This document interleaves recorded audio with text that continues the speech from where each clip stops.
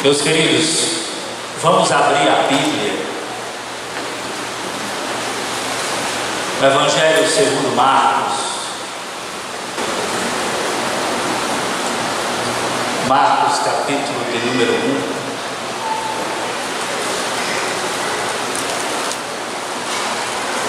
Nós iremos ler do verso 29 ao verso de número 34.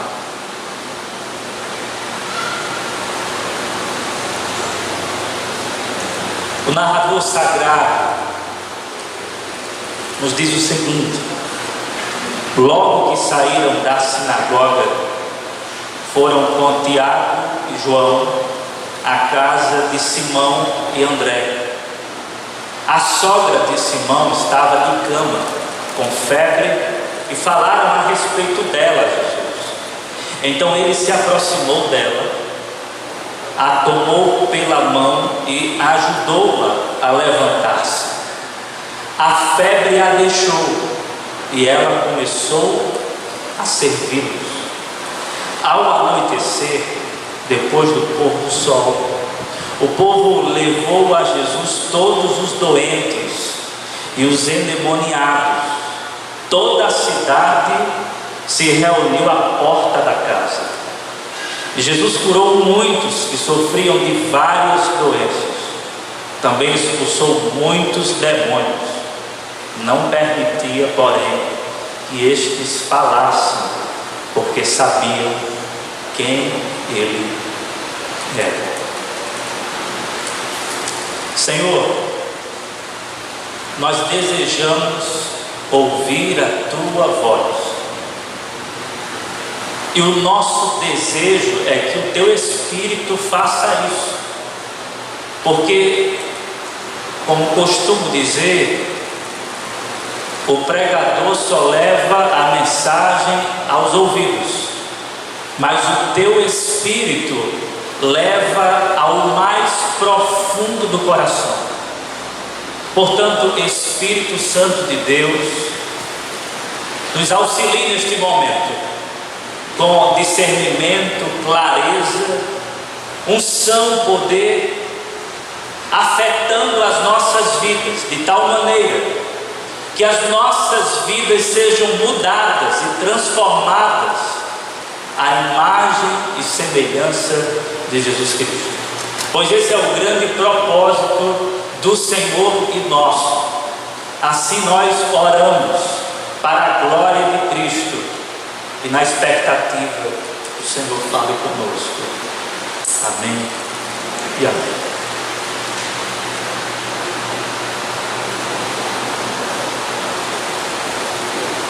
Eu dei um copo com água que está muito quente.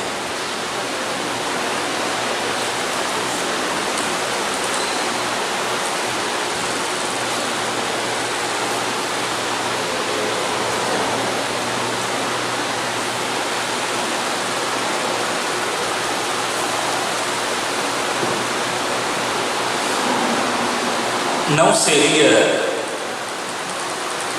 simplório e nem exagero da minha parte afirmar que a história da humanidade é a história do sofrimento humano.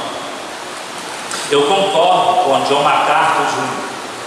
quando ele diz o seguinte: tirando os 2 primeiros capítulos da Bíblia e os 2 últimos, o resto é um caos. Se você parar para prestar atenção, a história da humanidade, segundo a narrativa bíblica, com exceção dos 2 primeiros capítulos, e também excetuando os 2 últimos, a história é um caos. Os capítulos da história da humanidade são narrados com muita dor e sofrimento. O sofrimento humano é rotineiro, é ordinário, faz parte já do nosso dia a dia, é esperado. Tanto é que quando a nossa vida vai bem, quando os negócios vão bem, quando o lado sentimental está no seu apogeu, quando o financeiro está vendo em polpa, quando tudo está dando certo, quando estamos sentindo aquela alegria existencial indizível, nós ficamos com uma preocupação, e a preocupação é a seguinte: alguma coisa pode dar errado. Isto porque o sofrimento nos traumatizou. Estamos traumatizados, de modo que a felicidade, enquanto dura, parafraseando C.S. Lewis, nos dá um medo agoniado de perdê-la. A moral da história é a seguinte: somos uma gente que sofre, numa terra sofrida, no meio de gente sofrida. Essa é a moral da história. Somos um povo que sofre, numa terra sofrida, no meio de gente que sofre. Se você atentou bem para o texto, o narrador sagrado Marcos, ele nos traz uma narrativa que nos comunica exatamente o sofrimento humano. O sofrimento humano em sequência. Nós temos algumas sessões de sofrimentos ininterruptos, ou sessões ininterruptas. O texto lido, ele é muito conciso, mas ele contém cenas, atividades, momentos. É um texto curto, mas muito revelador no que diz respeito ao karma do sofrimento humano. Perceba que primeiro você encontra uma família sofrendo. Essa família está aqui restrita a dois irmãos, Simão e André, porque a sogra de um deles, a sogra de Simão, está profundamente adoecida. Uma família, portanto, está sofrendo, porque a sogra de Pedro está acamada. Por falar da sogra de Pedro, a mesma está adoecida numa cama, com uma febre altíssima. Segundo alguns estudiosos, era a febre malária, a febre fatal. Todos estavam esperando a morte desta senhora. Por isso que Jesus é acionado, porque eles não têm mais o que fazer. Não há nenhum recurso medicinal humano para que essa mulher possa sair com vida dessa cama. Temos, portanto, dois homens que estão angustiados. Temos uma mulher que está acamada com febre alta. Mas se você continuar na narrativa, você vai encontrar mais sofrimento. Além dos dois que estão sofrendo por causa da sogra de Pedro que sofre, quando você chega no versículo de número 32, você é informado sobre o seguinte: ao anoitecer, depois do pôr do sol, o povo levou a Jesus todos os doentes e os endemoniados. Veja, a casa da sogra de Pedro, onde Jesus estava, vira um ponto-socorro. Os doentes vão para lá, os endemoniados também. E eu fico imaginando os gritos de desespero, os gemidos. Você pode imaginar que, sem medo de errar, gente gritando de dor por todos os lados, por todas as partes.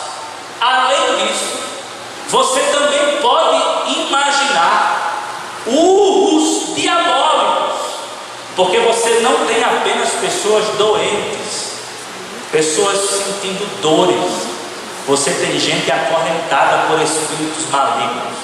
Então você tem gente aqui que está dizendo: ai, ai, ai, eu não aguento, por favor, Jesus me cura. E você tem gente endemoniada, possessa, gritando, esperneando. Então o contexto aqui, o cenário é o pior possível. O quadro é horripilante. As pessoas olhavam assim, as pessoas de fora, e viam aquele aglomerado de gente à porta da casa de Simão, ou da sogra de Simão, e as pessoas estavam assim atônitas, porque havia muito desespero, gente doente, gente endemoniada, uma mulher estava à beira da morte, a sogra de Pedro. Ou seja, há um montante de sofrimento aqui nesse texto, há uma sequência, sofrimentos sucessivos, ininterruptos. Agora, esse texto, essa narrativa, não apenas nos revela as sessões ininterruptas de sofrimento. Esse texto também nos revela as sessões sistemáticas consoladoras de Deus. O sofrimento abunda aqui, é bem verdade, mas o consolo divino na pessoa de Jesus superabunda. Ele cura a sogra de Pedro, ele cura os doentes e ele liberta os endemoniados. Esse texto, portanto, é fonte de consolo para a gente que sofre. Esse texto é fonte de consolo para a gente que sofre. Se você está sofrendo, o Espírito vai falar ao seu coração. Se você não está sofrendo, o Espírito também vai falar ao seu coração, porque é provável que você sofra.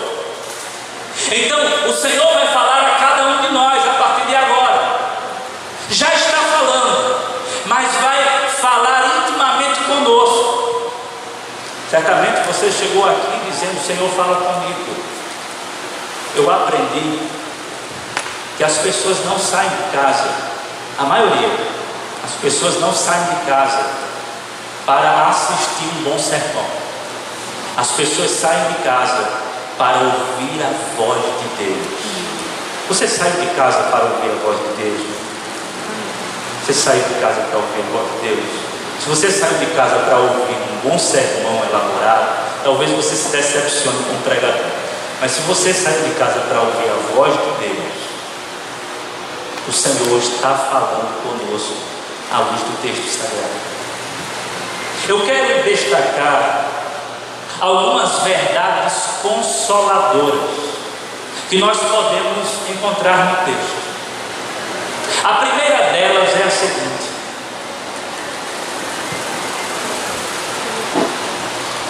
quando nós olhamos para esse texto, Marcos, capítulo de número 1, do versículo 29 ao versículo de número 34, nós nos deparamos com a seguinte verdade consoladora. Jesus revela que Deus é acessível. Jesus revela que Deus é acessível. Esta é uma verdade consoladora. No contexto imediato anterior, Jesus se encontra numa sinagoga, ensinando, doutrinando e também expulsando um demônio. Versículo de número 21 até o versículo de número 28 de Marcos, você encontra essa narrativa. Jesus dentro de uma sinagoga, ensinando, doutrinando e expulsando um espírito imundo que violentamente sacudiu o homem e saiu dele, de modo que todos ficaram admirados. Versículo 27, e perguntavam uns aos outros: o que é isto? Um novo ensino? E com autoridade, até os espíritos imundos ele dá ordem e eles lhe obedecem. As notícias a seu respeito se espalharam rapidamente por toda a região da Galileia. Veja, o rabino Galileu, a partir desse momento, fica famoso. A sua fama se espalha. As pessoas ficam estupefatas, assombradas, admiradas. Jesus é o grande rabino na mente daqueles que ainda não discerniram que Ele é o próprio Deus encarnado, mas Ele é o maior de todos. As pessoas estão admiradas, e as pessoas na época tinham o maior respeito quando o assunto era aproximar-se de um rabino. Não era fácil chegar até ele. Então imagine, Jesus é alguém que ensina com uma autoridade superior à dos rabinos da época, expulsa demônios, as pessoas estão admiradas, sua fama se espalha, mas ele não é aquele sujeito importante que depois de uma pregação maravilhosa ele sai com seu terno, com sua gravata, e quando as pessoas se aproximam ele diz assim: por favor, vá falar com o secretário porque eu não tenho tempo. Não, notem no texto que Jesus é acionado depois do ensino, depois da libertação que ele efetua na sinagoga. Jesus é acionado. Logo que saíram da sinagoga, veja, versículo 29, foram com Tiago e João à casa de Simão e André. Jesus poderia dizer várias coisas: eu não vou, agora não, já terminei o meu trabalho, depois eu aprendo isso, eu já passei o dia inteiro ensinando, eu não vou fazer essa visita.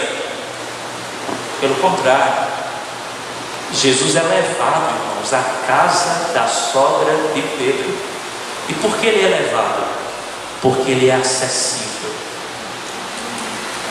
ele não é distante. Eu gosto muito do Warren Wiersbe, quando ele, analisando esse texto, ele diz assim: não deixem Jesus na igreja, levem-o para casa. Porque Jesus está na sinagoga e de repente ele vai para a casa da sogra de Pedro. Ele sai da sinagoga, de um ambiente religioso, e vai para uma casa. Não deixem Jesus na igreja, levem-o para casa. Os discípulos fazem isso, especialmente Tiago e João, provavelmente a pedido dos dois irmãos, Simão, que era o Simão Pedro, e André, os dois irmãos.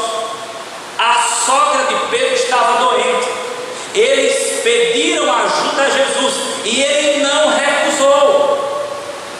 De pronto, de imediato, ele atendeu. Em Cristo, Deus se revelou acessível.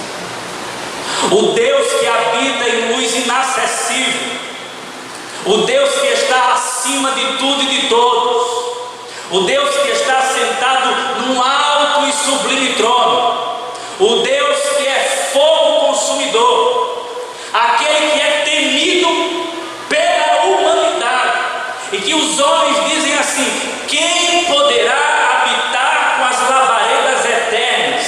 Quem poderá subir ao monte do Senhor? Lá em Moisés, no monte Sinai, nenhum animal poderia se aproximar do Monte Santo. Os homens temiam a presença de Deus, apenas Moisés, como mediador, poderia subir. Jesus é o novo Moisés,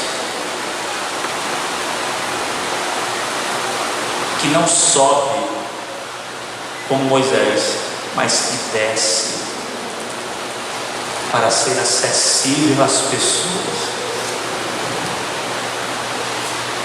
Além dessa acessibilidade, se minha esposa estivesse aqui, ela não iria gostar do uso dessa palavra, porque é um termo técnico. Ela não está, deixa eu aproveitar aqui, ela não está aqui no nosso meio, pois se encontra num projeto missionário, projeto Antioquia, que inclusive se encerrou agora, mas amanhã ela já se encontra fazendo um cafuné na minha cabeça.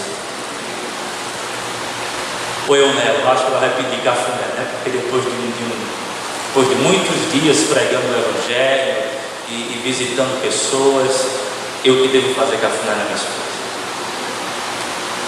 Ela não iria gostar desse termo acessibilidade, mas eu vou usar, mesmo na minha ignorância. Há uma acessibilidade aqui, não apenas com relação ao pedido dos irmãos Simão e André, mas também depois que Jesus cura a sogra de Pedro, os doentes são levados à porta da casa, e em momento algum Jesus diz assim: por favor, peçam que eles saiam daqui, porque eu estou cansado e eu não quero mais contato com ninguém. Pelo contrário, ele se torna acessível a todos. Ele vai curando toda sorte de doenças, vai expulsando e libertando demônios. Ele fica ali até o fim da tarde. O sol se põe, a noite chega, e ele é a porta que se abre para o encontro com Deus. As pessoas estão entrando e se encontrando com Deus em Jesus Cristo. Posto isso, eu queria dizer uma coisa a você neste momento. Se você se encontra sofrendo, você pode se aproximar de Deus neste momento, sem burocracia. Meus amados, o Evangelho nos revela que nós podemos nos aproximar do Santo de Israel sem burocracias. Vocês são sabedores que no Antigo Testamento a burocracia religiosa era muito grande. Burocracia essa que revelava a santidade de Deus. Nem todos poderiam chegar no lugar chamado Santo dos Santos. Apenas o sumo sacerdote anualmente, uma vez. E para chegar lá ele precisava oferecer uma oferta pelos seus próprios pecados, para depois oferecer pelos pecados do povo. Perceba a burocracia para chegar à presença de Deus. Mas em Jesus Cristo nós podemos adorar ao Senhor. Em Jesus Cristo nós podemos orar dizendo: ó Deus, ouve a minha oração. Deus não escuta pecadores, mas em Cristo, aquele que pagou os nossos pecados, ou pelos nossos pecados, Deus escuta pecadores que estão sofrendo neste momento. Ele está ouvindo o clamor do seu coração. Não tem muita burocracia não, meu irmão. Para você se aproximar de Deus, para você chegar à presença de Deus, para você ser aceito por Deus, você não precisa acender velas, você não precisa fazer algumas rezas, você não precisa cumprir alguns mandamentos, você não precisa subir a escadaria de joelho, você não precisa também esperar pela madrugada porque a fila é menor. Tem crente que tem essa imaginação fértil, de madrugada a fila é menor. Por isso, tem muito crente que olha para madrugada porque a fila é menor, mas deve estar lotado, porque quando as pessoas sabem que a fila é menor, ele enche. É melhor buscar um outro horário. Mas brincadeiras à parte, o Senhor está acessível a nós. Você pode se aproximar dele. Ah, pastor, mas eu sou um pecador miserável. Ele veio exatamente para se aproximar de você, pecador miserável. Ah, pastor, mas eu fiz algo que eu acredito que Ele não vai me aceitar. Ele vai aceitar você pela graça dEle somente. Pastor, eu não sei como chegar, eu não sei orar, eu não sei como me aproximar. Não tem mistério. Se dobre aos pés dele, diga: Senhor, a minha dor é essa, a minha angústia é essa, eu não sei como orar, eu não sei como te pedir, mas por favor atende o meu clamor. Ele é acessível. Você pode se aproximar. Você pode se aproximar de Deus. Você pode se aproximar do Santo. Você pode se aproximar do Deus que é alto demais, que transcende, mas que ao mesmo tempo é imanente. Jesus revela, portanto, que Deus é acessível. Você pode acessá-lo. Você pode entrar na presença de Deus. Aliás, neste momento, nós estamos na presença de Deus. Mas o texto também nos revela outra verdade consoladora. A primeira é que Jesus revela que Deus é, irmãos, acessível. Mas a segunda verdade é a seguinte: Jesus revela que Deus é sensível. As curas que são efetuadas por Jesus se dão em razão e em virtude do poder de Jesus. Ele tem poder para, por exemplo, fazer com que a febre da sogra de Pedro vá embora. Diz o texto, versículo 30, a sogra de Simão estava de cama, com febre, e falaram a respeito dela a Jesus. Então ele se aproximou dela, tomou-a pela mão e a ajudou a levantar-se. A febre a deixou e ela começou a servi-lo. Veja, depois que a febre, veja o poder de Jesus. Depois que a febre foi embora, em um caso normal, depois que a febre fosse embora, se isso acontecesse, ela ficaria debilitada. Mas foi uma ação sobrenatural de Deus. Quando a febre vai embora, ela é levantada e ela volta à sua atividade, ela começa a servir. O poder de Jesus está em ação. Quando continuamos com a narrativa, nós encontramos novamente Jesus agindo com poder e autoridade, curando enfermos e expulsando demônios. Mas eu não quero chamar a sua atenção neste momento necessariamente para o poder de Jesus. Eu quero chamar a sua atenção para a sensibilidade de Jesus. Porque não pense você que quando o texto diz que Jesus tomou-a pela mão, não pense você que isso aqui é por acaso. Quando Jesus toma pela mão, ele sente a temperatura da fé. Isso é sensibilidade. Ele toca. Ele poderia de longe enviar uma palavra de cura. Ele poderia dizer o seguinte: ser curada agora. Mas ele vai para perto dela, toma pela mão, toca nela. Versículo de número 34 diz que Jesus curou muitos que sofriam de várias doenças. O texto não diz que Jesus curou as doenças, diz que Jesus curou os doentes. A ênfase está nos doentes e não nas doenças. Sim, as curas são sinais aqui no texto de que Jesus é o Messias. Mas quando você tem um cuidado a mais com a leitura e a interpretação do texto, você percebe que a maneira como isso está posto nos leva a refletir sobre isso.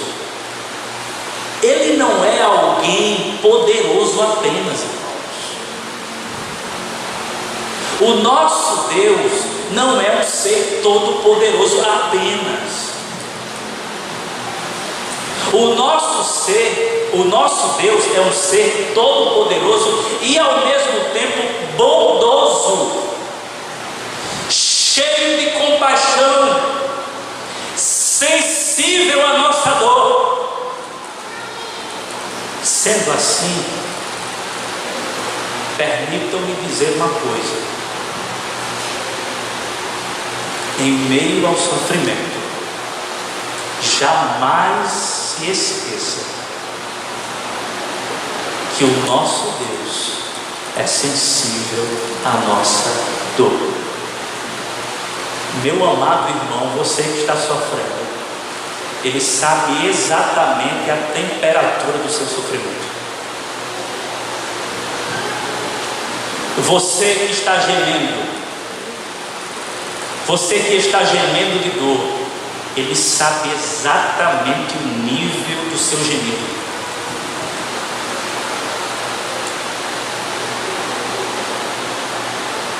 Você que está com essa angústia, mulher, com essa angústia de alma, que o seu pedido é para morrer, porque não suporta mais, chegou aqui angustiada, Ele sabe exatamente o seu estado. Ele é sensível e Ele sabe exatamente que tipo de situação é essa, porque Ele passou por todas elas. Ele cura essas pessoas porque mais tarde, na cruz do Calvário, Ele vai levar as nossas enfermidades, todas elas. Ele é sensível aqui porque na cruz Ele será sensível muito mais, assumindo as nossas enfermidades e as nossas dores. Nós costumamos cantar um cântico que no nosso meio diz assim: e apesar dessa glória que tens, tu te importas comigo também, e esse amor tão grande eleva-me, amarra-me a ti, tu és tremendo. Perceba a música, como é interessante. Mas apesar dessa glória que tens, tu te importas comigo também. Ele é um Deus glorioso que se importa com gente como a gente. E se Deus se importa com as suas criaturas, com os pássaros, por exemplo, imagine a preocupação de Deus sobre aqueles e com aqueles que têm o selo do Espírito. O Senhor conhece muito bem, minha irmã, a sua dor, a sua angústia, a sua febre na alma, a sua dor de cabeça. Ele é sensível a você. Certo filósofo ateu fez a seguinte reflexão: para alguém ser um cristão, essa pessoa que quer ser cristã precisa acreditar, primeiro, que Deus existe. Segundo, que esse Deus que existe escuta. E terceiro, que esse Deus que existe e escuta está interessado em escutar as suas orações. Essa é uma reflexão interessante, porque não basta apenas acreditar que Deus existe. A propósito, o nome que nós usamos na nossa oração para falar com Deus é Pai. Jesus disse aos discípulos, ensinando-os: quando vocês forem orar, orem assim: Pai Nosso. E a expressão Pai, Abba, a expressão é de intimidade. Ele é acessível, é Pai acessível e é sensível. Pai nosso que estás nos céus, santificado seja o vosso nome, venha a nós o teu reino, seja feita a tua vontade, assim na terra como nos céus. Pão nosso de cada dia nos dai hoje. Veja que Jesus revela a grandeza do Pai, mas ao mesmo tempo diz: Ele é sensível às dificuldades diárias de vocês. Peça o pão de cada dia que Ele vai dar. Ele vai assistir vocês.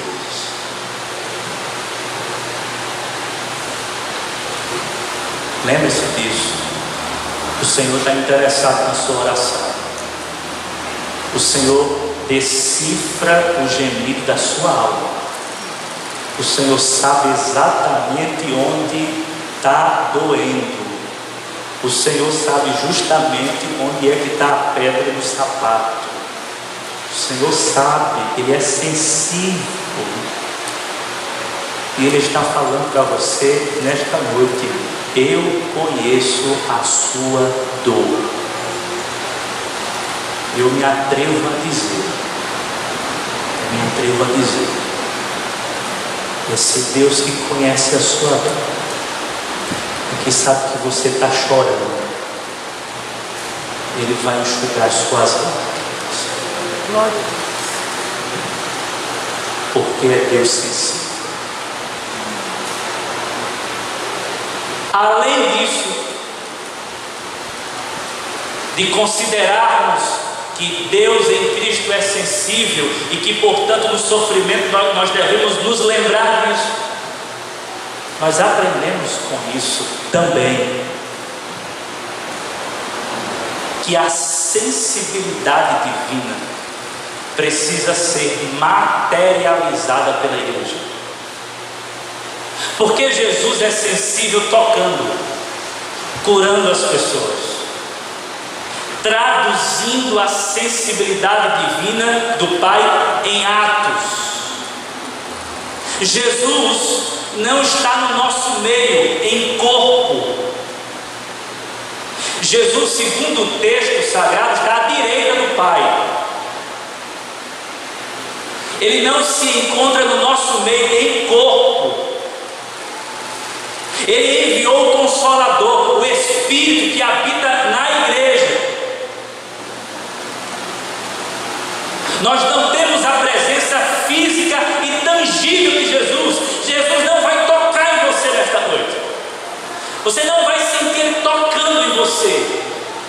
Você não vai sentir a mão dele. E agora? E agora? Nós somos o corpo de Cristo. Ele é o cabeça.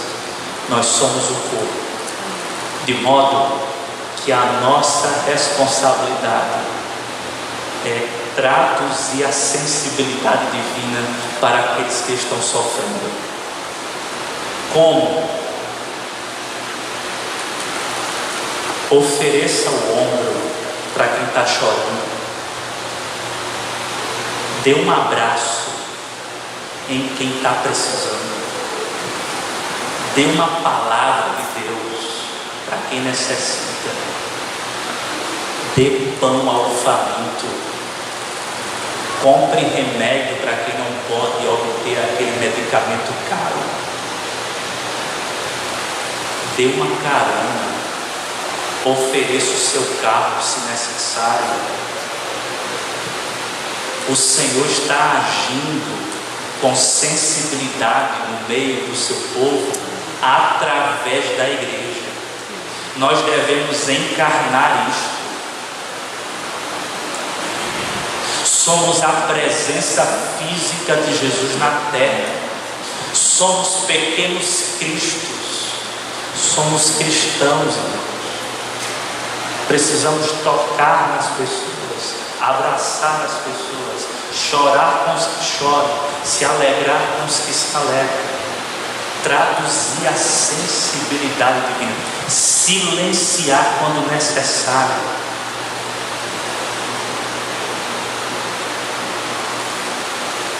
O que é que você pode fazer para Deus tocar no outro?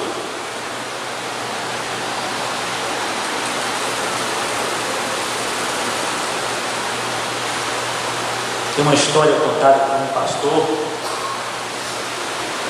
em um determinado livro, que agora não consigo puxar o título, no final eu posso lembrar. Não é um livro muito reformado, não, mas pode ser lido. E há um testemunho de um pastor que está em uma determinada cidade, e nessa determinada cidade ele vê a necessidade de uma prostituta que está em um estabelecimento.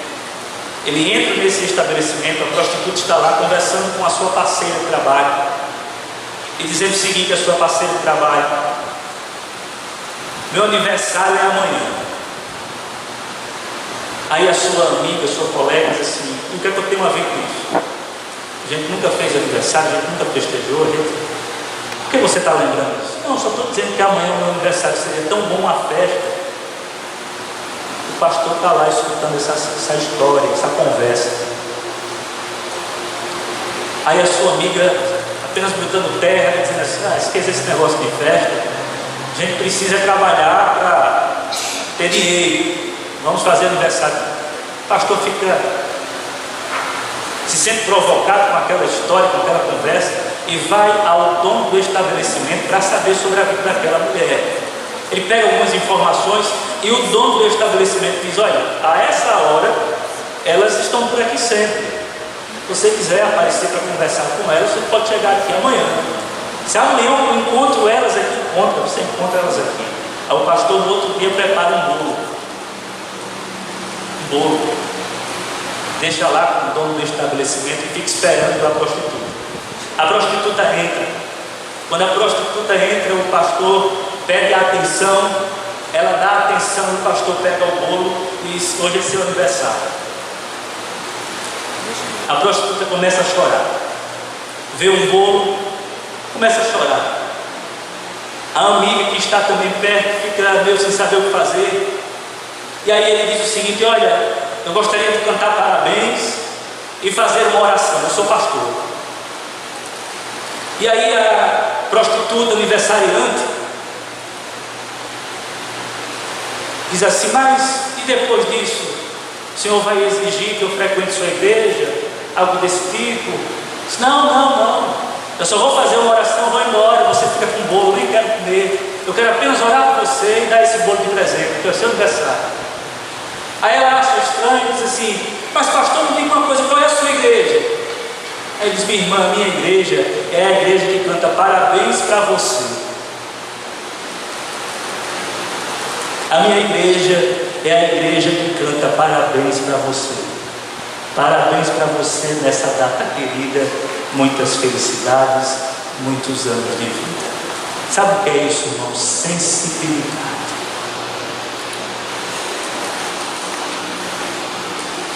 Será que somos sensíveis? Será que traduzimos a graça de Deus para os outros? O Senhor nos desafia a isso, a tocar os que precisam de toque, a abraçar os que precisam de abraço, a dar pão aos necessitados, a visitar os enfermos, a visitar os que estão encarcerados. Precisamos agir como igreja e apresentar ao mundo em carne a graça do Evangelho do Senhor Jesus Cristo. Mas nós temos uma terceira e última verdade consoladora. A primeira delas é que Jesus revela que Deus é acessível. A segunda, como nós vimos, Jesus revela que Deus é sensível. Mas a terceira, você vai perceber isso no texto: Jesus revela que Deus é ativo. Esses pontos são naturais do texto: acessível, sensível e ativo. Eu quero chamar a sua atenção para o diferencial do Evangelho segundo Marcos. O grande diferencial do Evangelho segundo Marcos é que esse Evangelho, diferente do Evangelho de Lucas, do Evangelho de Mateus e também de João, que é diferente dos três, dos sinóticos, o Evangelho de Marcos tem uma ênfase nas ações de Jesus. Você tem muito mais ação do que ensino. Se você estudar o Evangelho de Marcos, você vai notar isso. Você tem muito mais ação, Jesus em ação. Jesus é o Deus que está em ação. Ele uma hora está na sinagoga, de repente ele entra numa casa, ele sai da casa para orar, ele vai para o monte, ele entra no barco, ele está em atividade, ele não para. Sim, ele para descansar, mas descansar para trabalhar. Então você tem um Deus dinâmico, um Deus agindo. É o Deus agindo. Você tem muito mais prática do que teoria, do que ensino. É o Deus ativo. E a atividade de Jesus faz uma coisa aqui, irmãos, que nos chama a atenção. Porque depois de curar os enfermos e libertar os demônios, há uma atividade de Jesus que, quando eu olho, eu digo assim: é brincadeira um negócio desse. Porque depois que ele cura, versículo 34, Jesus curou muitos que sofriam de várias doenças, também expulsou muitos demônios. Aí diz assim o texto: não permitia, porém, que estes falassem, porque sabiam quem ele era.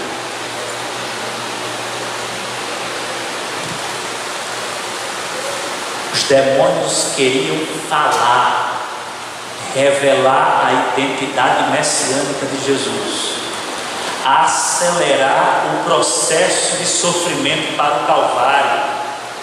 Não era a hora. Por isso que Jesus silencia.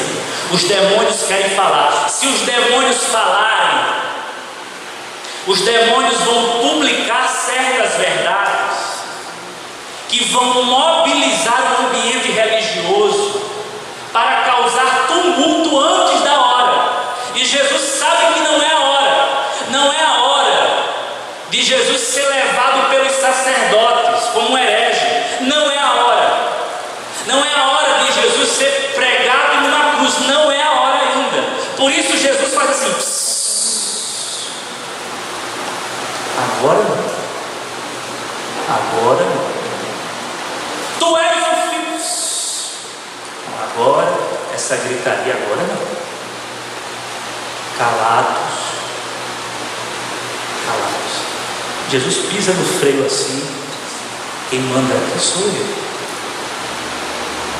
Vocês vão espernear depois. Agora não. Saiam calados. Jesus limita a ação do diabo. O Deus soberano limitando ações diabólicas. Isto tem para nós uma implicação prática que nos tira da depressão que a nossa alma se encontra muitas vezes. Porque deixa eu me dizer uma coisa: você acha que está ruim sua situação? Poderia estar pior.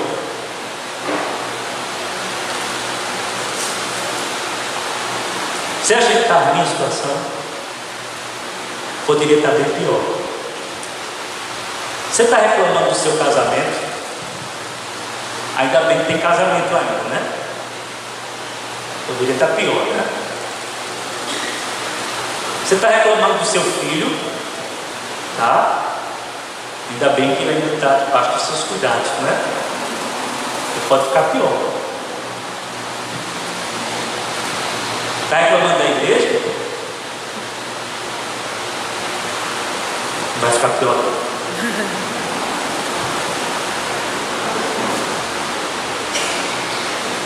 Você está reclamando dessa doença aí? Tá? Sabe que pode ficar pior? E sabe por que não fica pior? Sabe por que a nossa situação não piora, irmãos? Porque porque o Senhor está freando o mal contra nós. Eu acho interessante quando Jesus chega para Pedro e diz assim: Pedro, Satanás me pediu para cirandar contigo, mas eu roguei ao Pai para que isso não te acontecesse. Pedro não aguentaria a pressão. Irmãos, o Senhor está restringindo o mal contra nós. O diabo tentando nos atacar de todos os lados e o Senhor nos protegendo. Há dificuldade aí, meu irmão, há muita dificuldade, poderia estar pior. Não está pior porque o cabresto da vida está nas mãos do Senhor Jesus Cristo. Não está na sua mão. Se estivesse na sua mão, o cavalo já tinha subido calçada, já tinha destruído tudo e você já tinha morrido. Mas está no cabresto de Jeová, soberano, Adonai. Ele está no controle da situação. Só não está pior porque ele não permite. Sabe aquela discussão na casa? Você começa a discutir, você não sabe onde vai parar e de repente vem uma paz. Você discute com a mulher, discute com o filho, de repente a coisa se acalma. Sabe o que é isso? É o Senhor freando o mal. Você, marido, que pensa em ir embora de casa, mas nunca vai. Sabe o que é isso? O Senhor segurando você. Você, mulher, que não aguenta mais, diz que vai embora e nunca vai. Sabe o que é isso? O Senhor refreando o mal. Você, adolescente, que está dizendo assim: quando eu completar 18 anos, eu vou sair de casa, ninguém me pede, vou viver a minha vida. Vai não, o Senhor vai controlar você. Não faz o que quer, não. Você não faz o que quer. O Senhor está no controle de cada um de nós. A lógica é simples. Se o Senhor está no controle de um ser trevoso, que é maior do que nós e mais poderoso do que nós, imagine sobre as nossas vidas. O controle de Deus está em ação. Eu quero concluir a mensagem dizendo a você o seguinte: isso que está em Marcos capítulo 1, do versículo 29 ao 34, é parte da história. Eu não posso concluir de outra forma a não ser dizendo isso a você. Marcos capítulo 1, versos 29 ao 34 é parte da história, não é a história toda. Porque se eu pego esse texto e concluo que esse texto é tudo que temos, então você pode sair daqui com falsas expectativas. Como assim? Jesus curou. Então a ideia seria dizer a você o seguinte: você vai sair curado aqui nesta noite. Não sei. Jesus libertou gente possessa, endemoniada, que não tinha mais o domínio do eu. Isso vai acontecer com alguém aqui? Possa ser que sim, possa ser que não. O texto não está dizendo isso. O que o texto está dizendo é que Jesus é soberano sobre doenças, enfermidades e demônios, e que tem o controle da vida. Isso é parte da história. Porque esse Jesus que tem o controle de tudo, que cura, que expulsa demônios e que manda Satanás ficar calado, é o Jesus que mais tarde vai para a cruz do Calvário.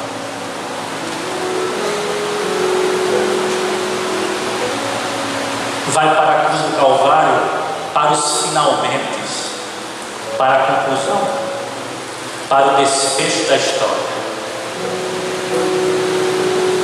levando sobre si os nossos pecados, as nossas iniquidades, as nossas enfermidades, as nossas culpas. Ele é morto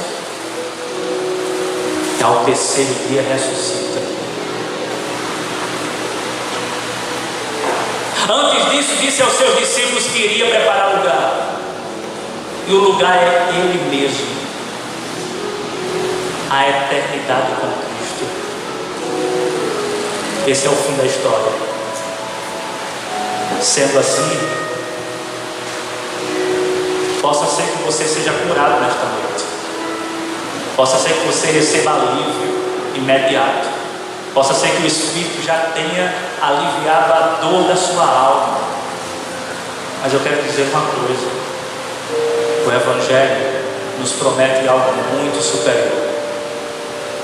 Porque se Jesus se curou muitos enfermos e expulsou demônios, um dia, Ele varrerá da terra toda a maldade e todo o sofrimento. Não haverá mais pecado entre nós, não haverá mais choro, toda lágrima será destruída. O sofrimento que destrói será destruído. Jesus deu sinais disso, triunfando e solapondo o mal. Aqui nessa narrativa, Ele deu sinais, dizendo o seguinte: eu vim, eu vou, e eu vou voltar para definitivamente a brincadeira com Deus acabar.